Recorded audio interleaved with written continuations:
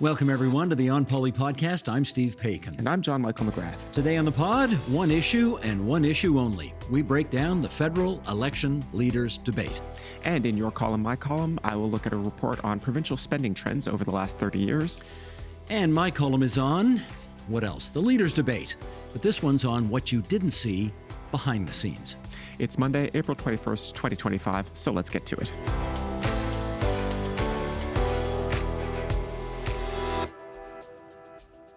Okay, partner, first of all, a little sugar there. Reunited, and it feels so good. Are you peaches or am I herb? Wasn't I'm that not peaches even and herb? Let's see. Anyway, number one, first of all, where's your Leaf jersey? Come on, man. I'm not even sure I own one. John, Michael, we really need to do something about you. I am just shocked and appalled. You do know what happened in the city last night, right? Yes, I am aware that the Leafs won, was it 6-2? Okay, not bad. We're off to a pretty good I do start pay attention here. to the news somewhat. Okay, so anyway, I brought this in for you. I actually wanted to give you this. I got this at the game last night. John Michael, you need to bring the passion. You need to bring the passion that unites all of Leafs Nation. Woohoo! Because last night was just great. I got to tip, my voice is just really bad today, so you may have to carry the load here a bit today. But I'll tell you something. You understand the team has been cursed since 1967, right? Has not won a Stanley Cup? Yes, I do understand that, Okay. yes. So here's the thing. I have to be scrupulously neutral when it comes to politics, when it comes to issues, when it comes to covering everything on this program. In sports, I'm not objective, okay? I'm sorry. I've been a Leaf fan. I went to my first Leaf game. How long ago was it? It was almost 60 years ago that I went to my first Leaf game. So I'm sorry. I know it's the Battle of Ontario. I know we have 2 NHL teams in this province. But I'm sorry. Go Leafs, go. I'm sorry. There, I've said it. All right. There we go. Let's just continue by saying if you are watching us on television, no, you are not on the wrong night. We are usually on Friday nights on TVO, on television. This week, however, because of the leaders' debate, was Thursday night. Last Thursday. Yes. Thank you for the reminder. So our show last Friday, Good Friday, we did it all about the return of the legislature at Queen's Park. Yes. So today this is our first chance to talk about the leaders' debate. So we will. Yeah, absolutely. And I am not sporting Leafs wear, but I am wearing a little popcorn pattern here because we're going to talk about a bit of a show. And okay. Yeah. I see the method. I did not, in fact, make myself popcorn as I watched the leaders' debate, but that's the vibe I'm going for. Okay, I've got the method to your madness now. Now, before we go talk about the leaders' debate, when we last gathered, and I was in Montreal and you were in Toronto, I wore a T-shirt with former Premier Oliver Mowat on it because over the weekend, it was the 122nd anniversary of Mowat's death. He was our third Premier, our longest-serving Premier, nearly 24 years. And so he's buried a half an hour from here, a half an hour walk from this studio. So, Sheldon, you want to put this picture up here? I went down to Mount Pleasant Cemetery, just south of here, and I wore his T-shirt that I wore on the onpoli podcast last week, and there's his headstone in the background, very big headstone, and there's lots of stuff on there. Boy, the guy's accomplished. He did a lot of stuff, Yes. Did a lot of stuff, and it's all there on the headstone, and, I just felt on the anniversary of his death, which was Saturday, would be a good idea to go down and visit him, so I did. Very nicely done, sir. Yeah, there we go. And what else do we want to do? Right. Before we head to issue 1, we do have a small piece of election news. We had early voting over the long weekend, and according to Elections Canada, Friday set a new record for advanced polling. Wow. 2 million votes in one day. Okay. For context, the 2021 election saw 5.8 million turnout for all of the advanced polling. So we don't know yet, obviously, whether we are heading towards a very high turnout election federally, but we haven't seen a lot of high turnout elections provincially in the last few cycles. So, fingers crossed. That is, again, not allowed to be overtly partisan, but we're allowed to cheer for high turnout. We can cheer for democracy, man. When more people are engaged in democracy, I think it's a good thing. So that's great. And that's so great. I have seen reports that those lineups continued like Friday, Saturday, and Sunday. We'll probably, maybe later today, we'll get an estimate from Elections Canada about what the total early turnout is. But fingers crossed. Good stuff. Shall we talk debates? Let's go to our one and only issue. There we go. Off to issue 1. 4 party leaders gathered in Montreal last Thursday night for the English language leaders debate. And the first thing we need to point out is this is a television experience. JMM, you watched it on television. I had a somewhat different view. Yes. So I'm going to start with you. What were your impressions of the leaders debate as a television event? I really liked it. I'm not just saying that because of your participation, but it was a substantive debate, for serious people talking about serious issues seriously. There were occasional moments where partisanship overcame those substantial points that people were making, but I'm not scandalized by partisanship in politics, right? I have to make a slight confession in that, there's been some busy stuff happening provincially, and I have not paid perhaps as close attention to federal politics as I should have for what is an election campaign. But it's like, we're the onpoli podcast. We're not the CanPoli podcast. For starters, this was, I think, the longest. I'm quite sure this was the longest I had seen Mark Carney speak in a single sitting. I've paid attention to some of his press conferences, that kind of thing, but not like a 2-hour stretch like this. Obviously, I'm more familiar with the other leaders. They've had prior runs, and Jagmeet Singh, of course, was an MPP, so I remember him from Queen's Park as well. Mercifully few moments where things devolved into that crosstalk where everybody's yelling at each other and you can't understand a single word. Not great for voters. Also, to your point, not great TV. Yep. If I had a hot take, I would say I think that having Monsieur Blanchet on the stage was, I think he may have been solely responsible for the mentions of provincial affairs in the entire debate. And it's a federal debate. Of course, federal politics are going to take center stage. But both Mark Carney and Pierre Poilievre are making promises that will require substantial provincial consent. I mean, when you talk about expanding resource exports, Monsieur Poilievre has talked about needing to build a Atlantic pipeline, which is going to have to go through Quebec, right? That is going to require provincial consent. So I liked Blanchet's periodic reminder that, hey, no, the provinces are here, they still exist, and of course he is insisting on one province very particularly and its interests. Well, you know what he was doing? He was channeling his inner Oliver Mowat, because Mowat was the first premier to really champion provincial rights and used to get on Sir Johnny Macdonald's nerves all the time. So that's what I thought was happening. It's just that Monsieur Blanchet was channeling his inner Oliver Mowat. What do you think the odds are on that? I suspect if you put that to him, he might disagree. But in the context of this podcast, I think we can agree to that. Thank you. Okay. I did like a particular exchange between, it was Blanchet talking about provincial affairs, and he and Mark Carney got into it a little bit, and we'll have that clip here, I believe. You are telling fairy tales. Clean oil and gas is a fairy tale. Large-scale carbon sequestration, sorry, I'm French, is a fairy tale. It does not exist. I was born in Fort Smith in the Northwest Territories, just north of what the oil sands became. When I was born and when I was growing up in Edmonton, early days, it was a fairy tale, quote unquote. But you know what happened? Canadian ingenuity, Canadian engineers, Canadian governments, both the federal government and the Alberta government got together and created.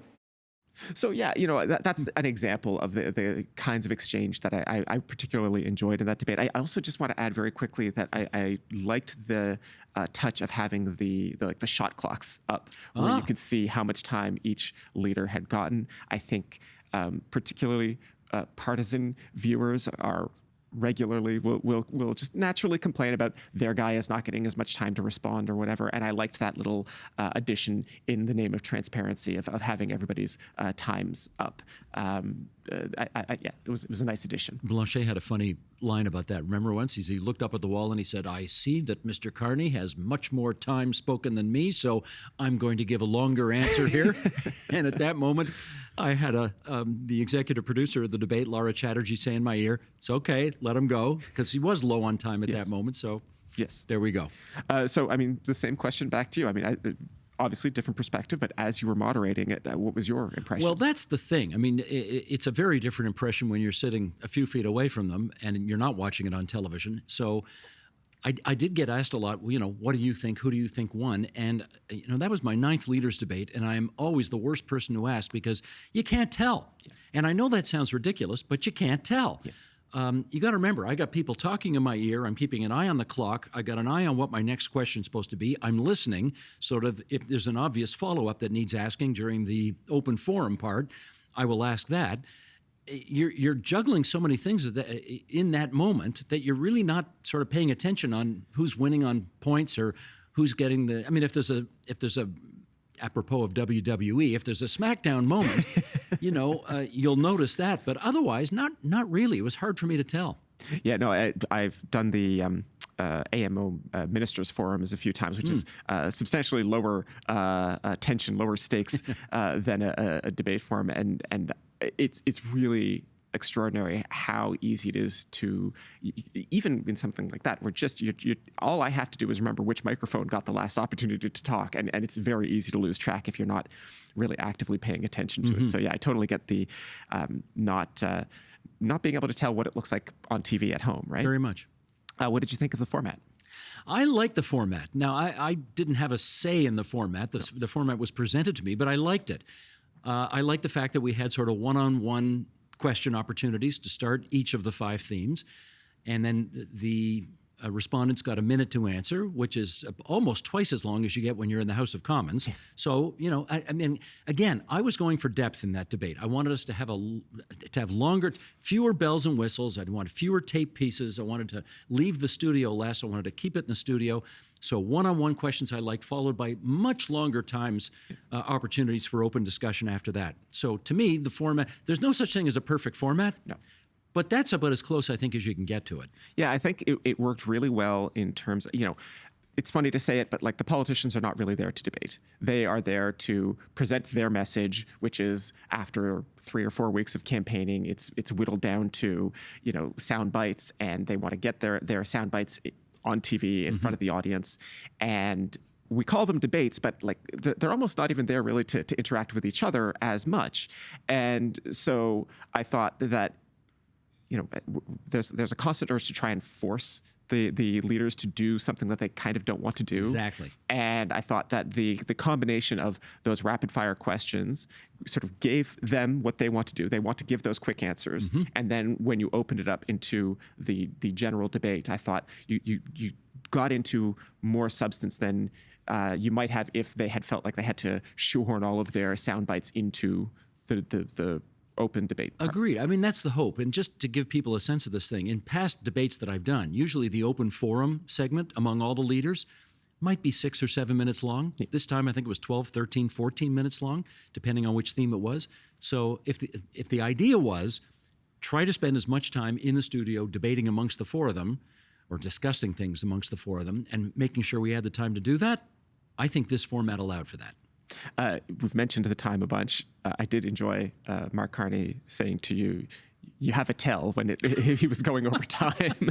Well, okay. So I mentioned a second ago, one of my eyes is obviously on my question sheet. The other is on the watch to make sure everybody's getting roughly equal time. And when Mr. Carney would sort of, and they could see the clocks. I'm not sure why he said that, because they could see the clocks in front of them. They knew when the clock was counting down. But I'd be listening to him, and then I'd look over here like this to see what the clock was, and he seemed to think that was a tell. And I said back to him, I said, it's not a tell. It's just me looking at the clock, at the clock running out and saying, I got to cut you off. Anyway, I guess that was one of a few lighthearted moments during the course of the thing. Yeah. Now, you did have to do a big pivot even before the debate had started, because the day before, the Debates Commission announced that the Green Party would not be participating in the debates. What did you make of that? Well, okay, first of all, you're right. We had to, and I think it was a lot harder for the French language debate, because obviously they are pulling a podium out, going from 5 to 4, and they are rewriting questions on the day to take the Green Party questions out and replace them with something else. We at least had 24 hours to make that happen. They had to do that really quickly. Yeah. Look, that was a decision made by the Debate Commission. The Debate Commission was this sort of government-created commission who essentially makes the rules for the thing. Who can participate, who's going to do it, who's going to do the debate. In this case, they picked CBC to do the debate. And, it's pretty simple math here. There are 3 criteria for participation. You got to meet 2 of the criteria or you don't get to participate. Do you have elected MPs in the House? Well, the Greens did, yes. Are you polling at 6% nationally? No, they were not. Have you nominated candidates in 90% of the ridings in the country? It turns out, no, they had not. You need to have two of those three things. The Greens, as it turns out, only had one of those three things. And so they got disinvited at the last minute. A lot of people ask me, why was the Bloc there? They're only running candidates in one province. True, but do they have elected MPs? Yes. Are they polling at 6%? Yes, 6% nationally.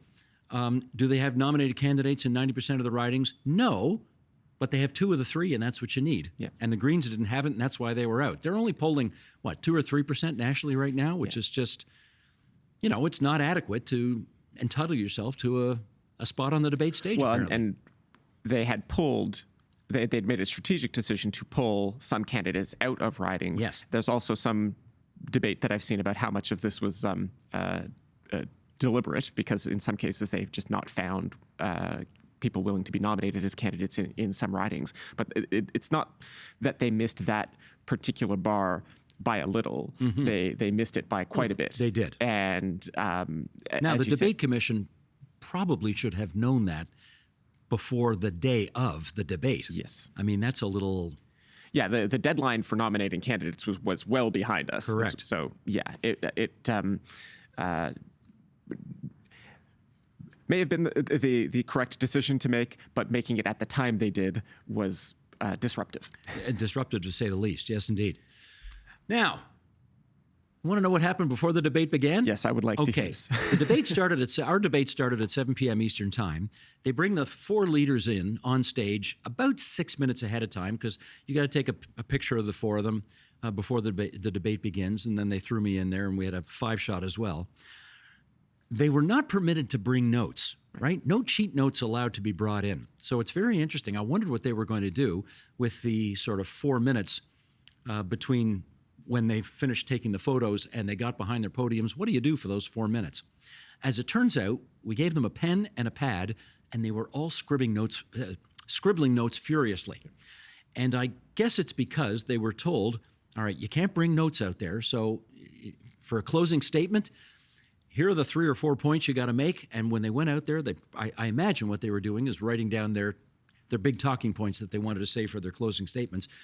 That was very different from the last federal leaders debate I did, which was 2011, because I think at that time they were allowed to have notes.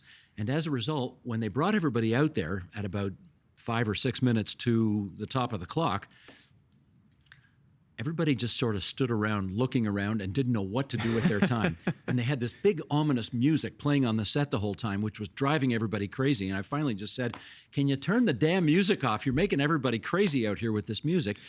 And they sort of sat there twiddling their thumbs for 6 minutes, waiting for the top of the clock to come. So I'm glad we didn't have to do that this time. Yeah. They actually used the time constructively, and then we were off to the races. So, I mean, in the French debate, your colleague Patrice Roy made the decision to actually kill Jagmeet Singh's microphone. Yes. Because Mr. Singh kept interrupting, would insert himself into the debate. Mr. Singh was also pretty chippy in the English language debate. Did you think about cutting his mic too?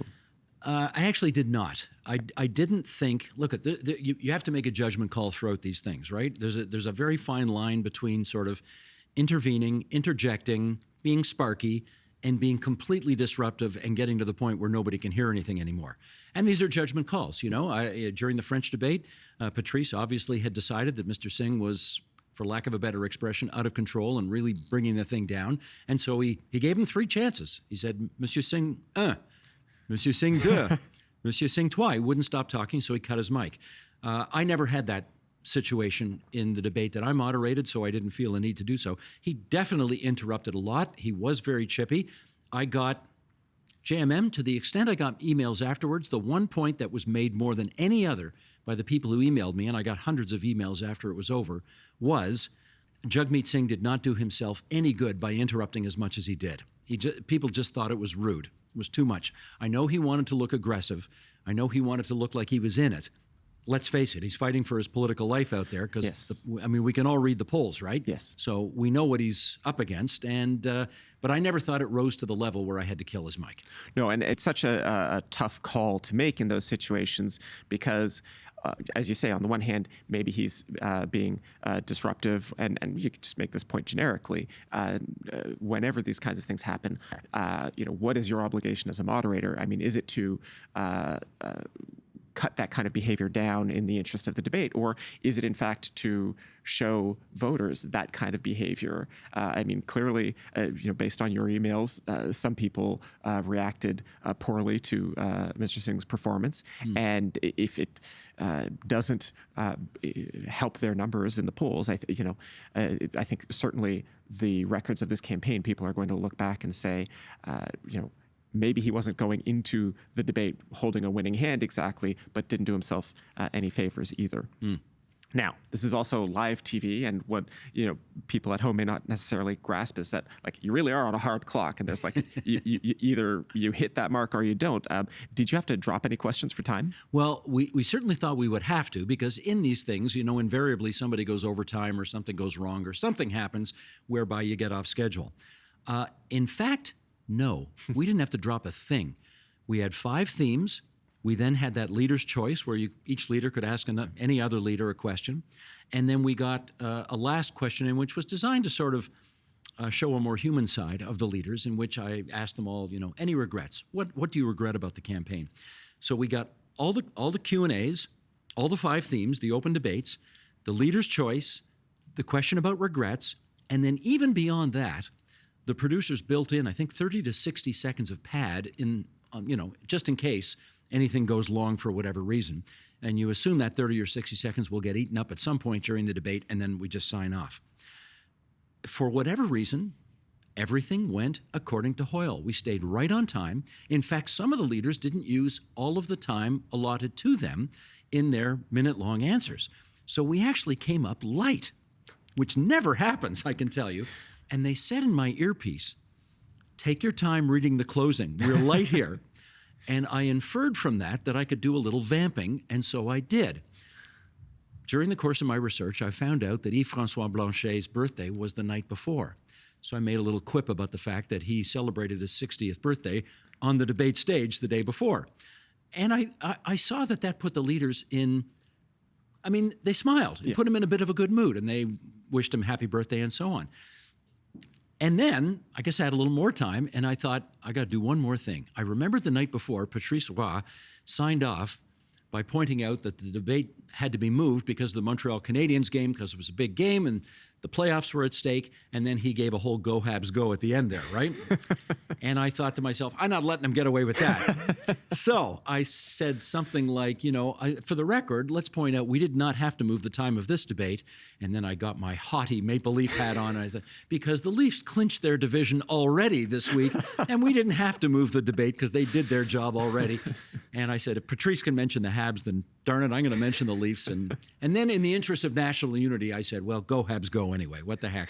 Anyway, I'd like to think that those two kind of light moments that took part at the very end of the debate, which I'll talk about some more later because I mentioned them in my column, I think it did contribute to something quite remarkable that did happen after the debate was over. And as I say, we'll talk about that later. Okay. So the debate commission was not done making news. After the debate, they made more big news because they canceled the traditional post-debate press conferences. Tell us a bit about what happened. Well, first and foremost, I didn't know about it as it was happening because that all takes place in a completely different part of the Montreal Broadcast Center. So while we were all out on the stage and the leaders were leaving, apparently all hell was breaking loose in the room that's allocated for all the reporters to watch the debate. They're not there in the room where it's happening. They're watching it on TV like everybody else. And apparently some, and I guess I use this term advisedly, some members of the media had lined up as they had done the night before in French, and these were all sort of, how do I describe them? Far-right agents provocateurs. Yes, we're talking about Rebel News. Well, Rebel and I think True North and Juno were a couple of others that were there as well. And the idea seemed to be, we're going to take over this process and we're going to ask all our questions, and all you legacy media folks, well, tough luck for you. We're not going to have a chance to get around to you. So the debate commission, in its wisdom, decided they weren't going to go through that again as they had the night before. Yes. And they just canceled the whole damn thing. And it... what a schlemazel, eh? What a schlemazel. Realize we've just been through this, and I won't ask you to comment about the debates commission, but I will say this: and I'm not the only one saying this, really raises some big questions about the future of the Debates Commission. I will remind our viewers and listeners that it was only created after the 2015 election. We've been having televised leaders' debates for decades without a formal government-created Debates Commission. We just did provincial leaders' debates just recently without a debate commission, without a provincial debates commission. The Debates Commission was created in 2015. The 2019 election was its first election. It's only done 3 elections now, 6 years. I think whoever forms the next government, I could bet on the likelihood, depending on which party forms government. But I think there are going to be people asking really serious questions about whether this is a system that is worth retaining, because this has been bad. There were also questions about the Debates Commission in the last election as well. And I think there's a perfectly reasonable argument that and it's not that, as you say, no debate format is perfect. It's not like the questions of the broadcast consortium are, it's not like their decisions are beyond question. But when it is the government creating a debates commission, it brings in all sorts of other questions about, whether people are being given fair access, in ways that the government has to do things that the broadcast consortium doesn't have to. Well, I mean, the really good point you make there is the first leaders debate we had in this country was the 1968 election, and almost every single election from 1968 until 2015. A consortium of legacy media got together and negotiated with the political parties and put on a leaders debate. Yeah. And it happened. I think 1980 was the only year when it didn't happen, because Pierre Trudeau was trying to make his comeback then, and they decided, the Liberals did, to low-bridge him and keep him out of sight. But otherwise, there's always been a leaders debate. It didn't happen in 2015 because, for whatever reason, the Conservative Party of the day decided they didn't want to play ball with the so-called media consortium. Yeah. They didn't think they were getting a fair shot from the CBC. And so they took invitations from others. I think Maclean's did one. I think the Monk debates did one. And as a result, there was no official media consortium organizing a debate that year. The Trudeau government, again, I put in inverted commas, in its wisdom, decided that we needed a formally created debates commission to ensure who would be invited, what the rules would be, who would be the moderator, all of this kind of stuff. And yeah, I think you could argue that in the 2 previous leaders' debates in which the debate commission played a significant role, the debates were not good. And this time, I think all the debate commission did was set out the guidelines by which who got invited, and then took proposals. People ask me, why was the CBC doing the debate? The CBC did debate because, to the best of my knowledge, they were the only people who put in a bid to do the debate. Right. And so, because they cost money. Yeah. And a lot of the private broadcasters don't want to spend the money. Yeah. But I can tell you, the CBC mounted the debate, picked me as the moderator, consulted broadly and frequently with other media from the private sector as well as to questions, and we changed a lot of our questions based on what we heard from other members of the media. So that was a good collaborative effort there. But because of the Greens and because of moving the time of the debate for a hockey game, which frankly they'd known about for months and months and months, and anyway, and then the scrums, the issue with the scrums afterwards, the debate commission did not cover themselves with glory this time, and I don't know what their fate is, but it wasn't great this time, that's for sure. All right. Shall we wrap Let's up? move along. With that, let's get off to your column, my column.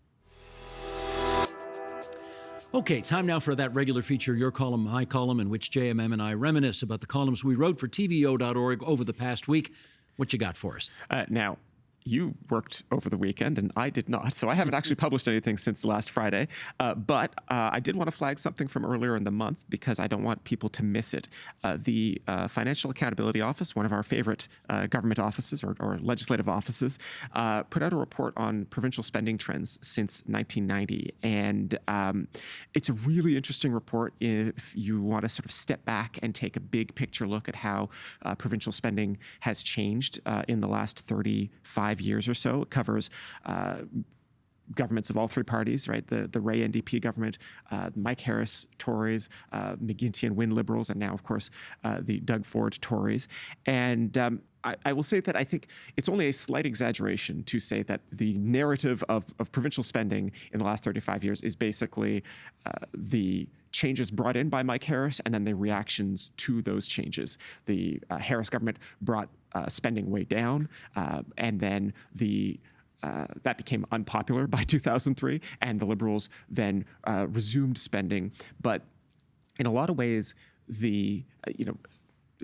since losing the 2018 election, the Liberals, I think, had that reputation of being big spending governments, right? And one of the most common criticisms of Kathleen Wynne and her time in power was that they went too far to the left. And we can argue about that another time, but one thing that surprised me from this FAO report was that the Ontario government did not get back to the same sort of level of spending per person that it had in the early 1990s until 2009.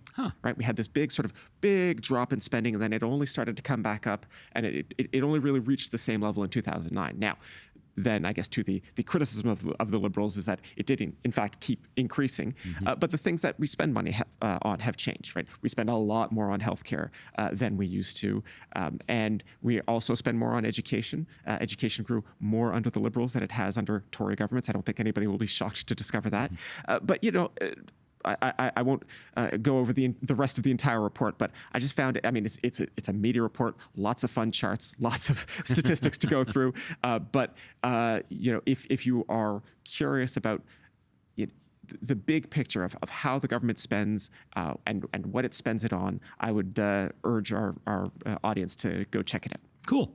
And how about you?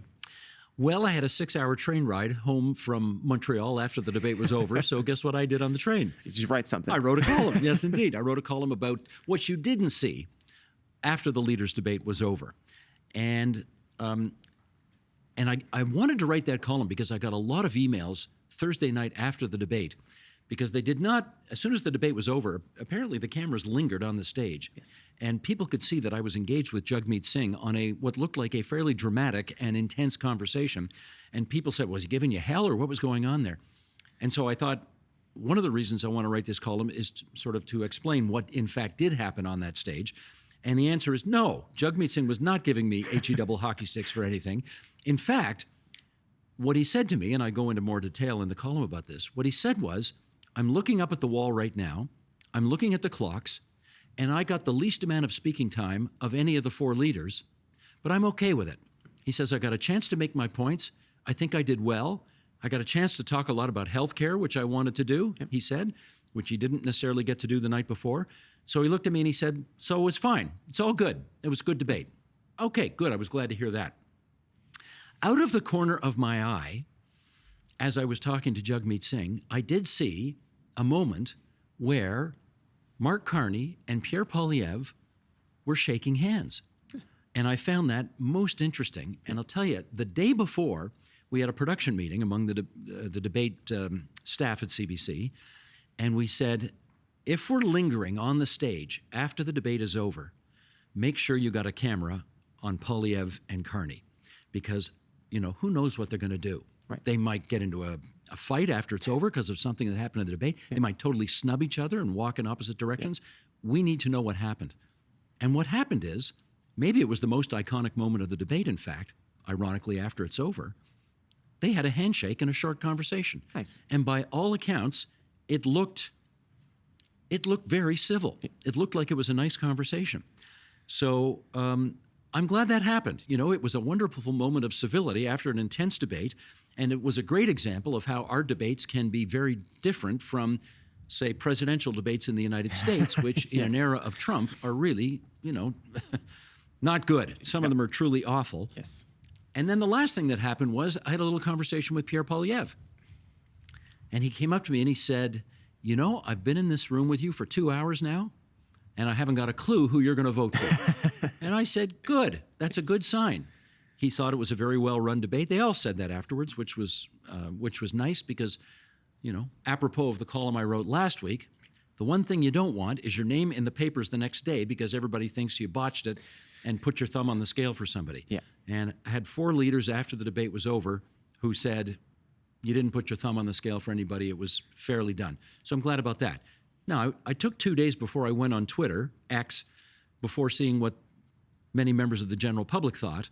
And they ranged from, you did such an awful job, you should be put up against the wall and shot, to you should die of cancer, to...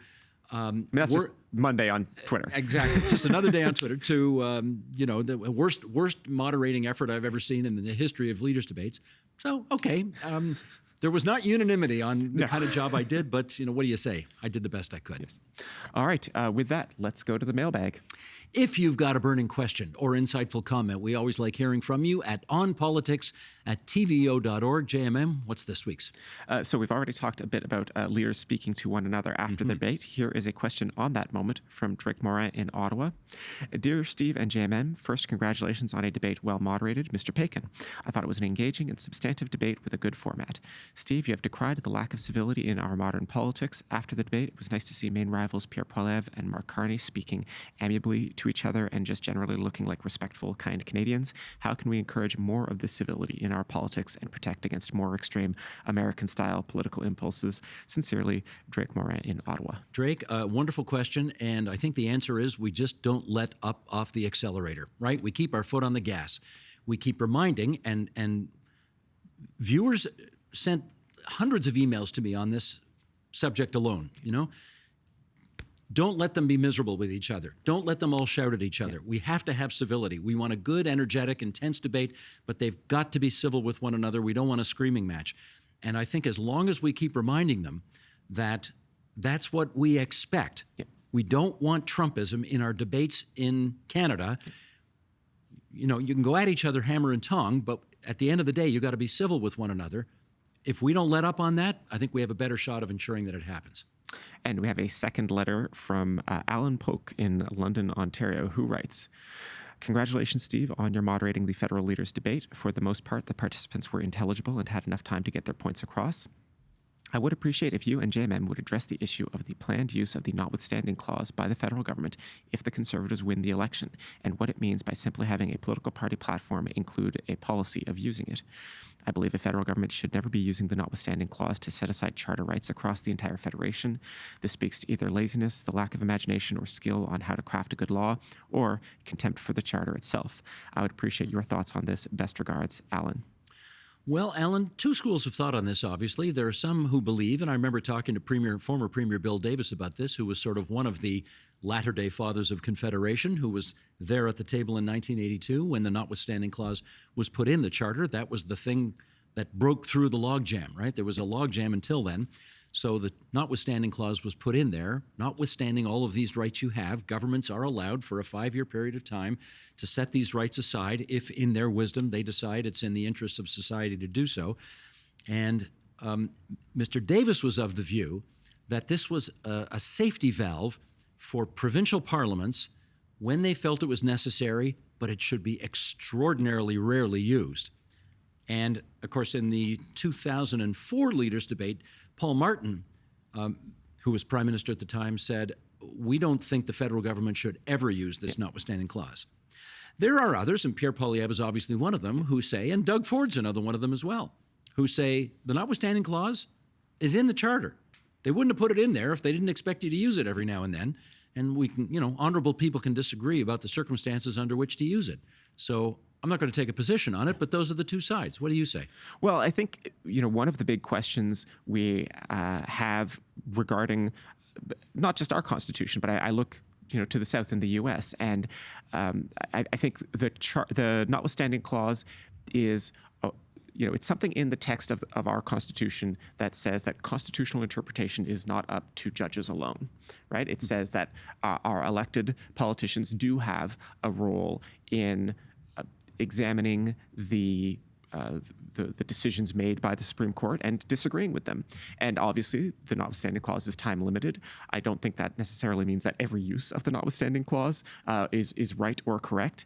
It's possible for me to sort of imagine speculatively one that I might agree with, but I don't think I've seen one in actual practice that I thought was necessarily worthwhile. And of course, we just had a decision here in Ontario where the Ford government used the notwithstanding clause, and the Supreme Court actually struck that down, saying that they used it in a part of the charter that was not permissible. So, you know, I don't think this debate is going away, even if Mr. Poilievre does not form government. I think at the moment, the conservative movement in this country has a very deep belief that on criminal law in particular, that the Supreme Court needs to be argued with, let me put it that way, and that they want to use the notwithstanding clause to do that. That said, we also saw what Mark Carney believes. He said it on the debate stage, where he said, you know, the Charter of Rights and Freedoms exists to protect Canadians from people like us on the stage, indicating himself and the other leaders, politicians who might use their power to override fundamental rights. So it sounds like he's saying there are no circumstances under which I'd use it because it could be the thin edge of the wedge. That's certainly how I took it, yeah. Yeah. Why don't you give the email address and let's get out of here. Absolutely. Again, if you'd like to ask about content on the show, please email us at onpolitics@tvo.org. And that is the On Poly podcast for this Monday, April 21st, 2025. You can follow our show on Apple Podcasts so that you get notified each time a new episode is available. And you can see the video version of the podcast on the TVO Today YouTube channel.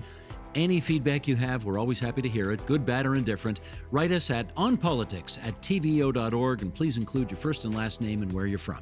This week's episode was produced and edited by Matthew O'Mara, video editing by Colin Kish. Production support from Jonathan Hallowell and TVO's Digital Media Services team. Our managing editor is Katie O'Connor.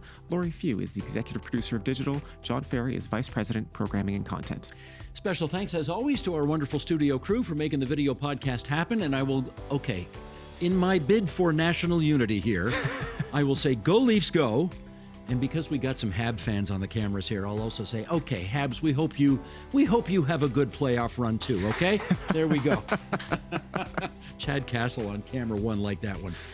Until this Friday, everybody, bye-bye. Bye.